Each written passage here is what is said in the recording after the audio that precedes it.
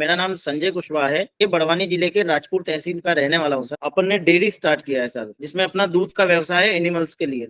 इसको जो बड़े बड़े मल्टीनेशनल फार्म्स होते हैं, जो मैंने यही सोचा कि क्यों ना मुझे एक ऐसा प्लेटफॉर्म मिल जाए जिससे कि मैं बेहतर तरीके से ये जान पाऊँ कि किस तरीके से डेयरी का सही उपयोग किया जाए, कैसे एनिमल्स खरीदे जाए, किस तरीके से बेहतर दूध के माध्यम से अपनी इकोनॉमिक स्थिति को ठीक किया जाए।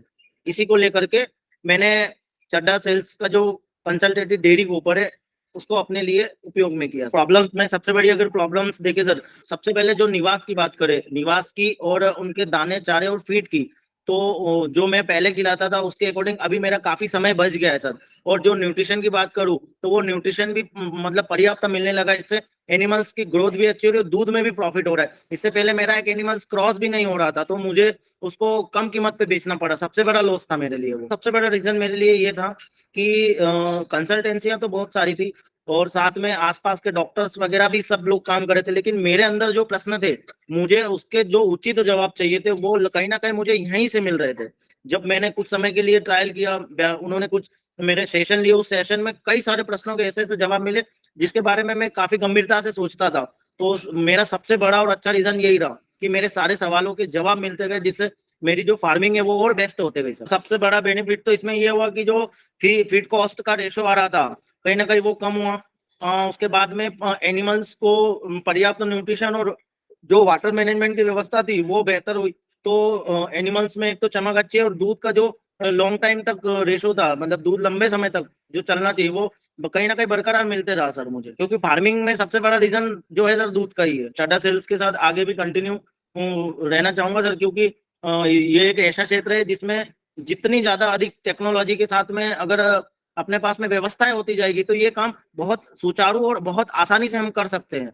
और आपका जो जैसे कंसल्टेंसी को कोई ना करेगा, तो वो सर मेरे द्वारा जो जो मुझे कंसल्टेंट चड्डा सेल कंसल्टेंसी से जो मुझे मिला है, मेरे जो मतलब अगर कहूँ फार्म का स्ट्रक्चर हुआ, एनिमल्स की ग्रोथ हुई, न्यूट्रिशन की अगर मैं बात करूँ, तो ये कहीं ना कहीं इन चीजों को देखते हुए अब कोई और डेयरी फार्मर्स भी रेडी होगा।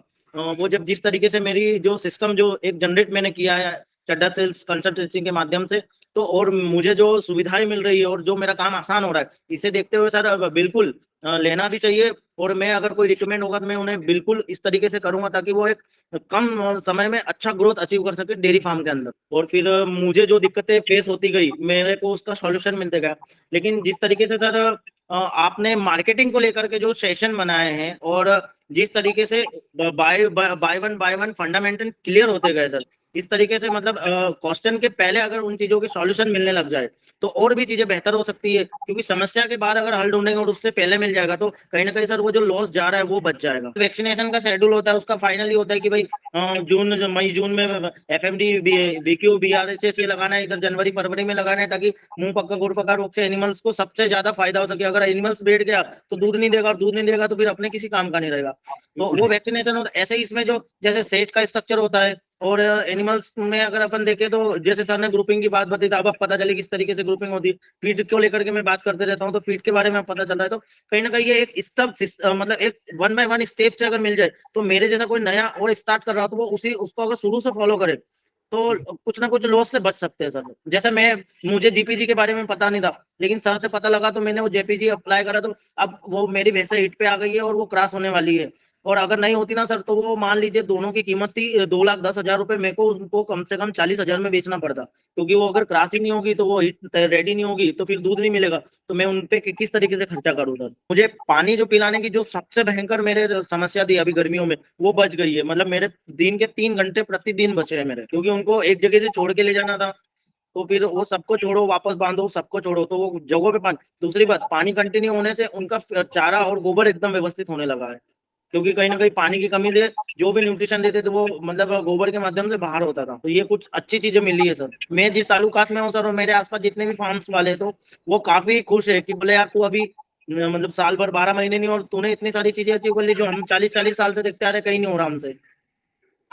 बोले ऐसा लगता नहीं है कि तू एनिमल्स पालता है, बोले हर जगह तू टाइम भी दे देता है, सब जगह पहुंच भी जाता है, राजा जैसे आता है राजा जैसे जाता है। बोले अरे मैंने बोला उसके लिए अपने को नॉलेज लेना पड़ेगा। पहले दुनिया में सारी चीजें कंपलसरी है, बस अपने तक उसको जाना पड़ेगा। अब गाड़ी पंचर हो गई और हम यही बोलते रहे कि आके हवा घुस जाए तो पॉसिबल थोड़ी ना था, दुकान तक तो जाना पड़ेगा व्यक्ति को। तो यही है सर, मार्केटिंग में आपने सिखा दिया है। वो भी बेहतर चल रहा है अभी। मैंने बोला ये 5 रुपए का धंधा है, अगर जब बचा लिया तो जोड़ ले पैसा कितना होता है। मैंने, तू अगर 1 कुंटल गिला रहा है और 5 रुपए, तो 500 रुपए रोज 15,000 रुपए महीना तो वेस्ट जा रहा है तेरा। बोले बात तो सही है यार तेरी। मैंने कहा जिसको जरूरत है उसको नहीं जा रहा है, और जिसको नहीं जरूरत है दे रहा है। मैंने कहा ऊपर में बाहर हो रहा है। तो ये काफी चीजें, मतलब मैंने सबसे मोटिव यही है सर, फीड कॉस्ट को कम करना। क्योंकि एनिमल्स, इंसान एक टाइम भूखा रह सकता है, एनिमल्स नहीं रह सकता। टाइमिंग का ही खेल है सर। आपको 6 बजे करना है सो करना है, कहीं भी हो जाए।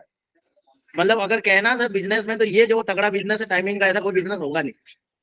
अरे ऐसा नहीं कर सकते कि यार चलो आज 6 बज रही है, 8 बजे जाके मिल्किंग करने ना। सिस्टम गड़बड़ हो जाएगा 2-3 दिन के लिए।